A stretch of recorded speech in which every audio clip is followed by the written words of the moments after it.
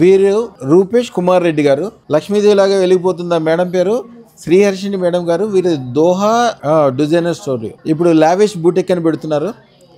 వీరు ఎన్ని సంవత్సరాల క్రితం పెట్టుకున్నారు అదృష్టరత్నం? 2 సంవత్సరాలు. 2 years క్రితం అదృష్టరత్నం ఇద్దరు భార్యాభర్తలు ఇద్దరు పెట్టుకున్నారు. పెట్టుకున్నాక అద్భుతంగా డబ్బులు రావటము, అన్ని రకాలుగా సక్సెస్ ఉండటము, సుఖం సంతోషం ఉండటము. ఇంకా వారు అసలు అయితే ఇంకా తిరుపతి నుంచి లడ్డూలు తీసుకొచ్చారు. రోజా గారితో బ్రహ్మాండంగా ఓపెనింగ్లు చేయించడం, అన్ని రకాల సక్సెస్ ఉండటంతో వారు సంతోషంగా వచ్చారు. ఇప్పుడు వాళ్ళ అబ్బాయి, మీ అబ్బాయి ఫోటో చూపించండి. వారి అబ్బాయికి నాగ ధీరజ్ నయన్ రెడ్డి గారికి అదృష్టరత్నం తీసుకుని వెళ్తున్నారు. వారిని అడుగుదాం అసలు ఏం జరిగింది, ఎట్లా జరిగింది. సార్ రూపేష్ గారు, మీరు అదృష్టరత్నం పెట్టుకున్నాక ఏమేమి జరిగింది స్వామి? మంచి అవకాశాలు వచ్చాయి, ప్రశాంతంగా ఉంది, వ్యాపారం బాగా ఉంది. ఇంట్లో ముందు సంతోషము, ఆ పూజ మీరు చెప్పిన పూజ చేసినప్పుడు బాగా నిజంగా వైభవంగానే ఉంది ఇల్లంతా.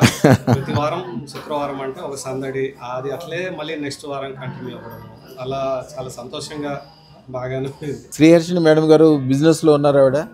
ఆవిడని అడుగుదాం, ఆవిడైతే కరెక్ట్గా ఖచ్చితంగా చెప్తారండి. ఇప్పటి నుంచి కూడా బిజినెస్ బాగుంది, అవకాశాలు కూడా బాగా వచ్చాయి. ఎప్పుడైతే వైభవ లక్ష్మీ వ్రతం చేసుకున్నామో అప్పటి నుంచి చాలా బాగా కలిసి వచ్చింది. 8 వారాలు పూజ చేసుకున్నందుకు చాలా బల్క్ అమౌంట్స్ మేము కూడా చూసాము మా లైఫ్లో. సో ఇప్పుడు అది ఇంకా కంటిన్యూ చేయాలి. మా బాబుకి ఒకటి పెట్టుకోలేదు అని చెప్పి మాకు ఒక చిన్న ఇది ఉన్నది. ఇప్పుడు ఫ్యామిలీ మొత్తం పెట్టేసుకుంటున్నాం.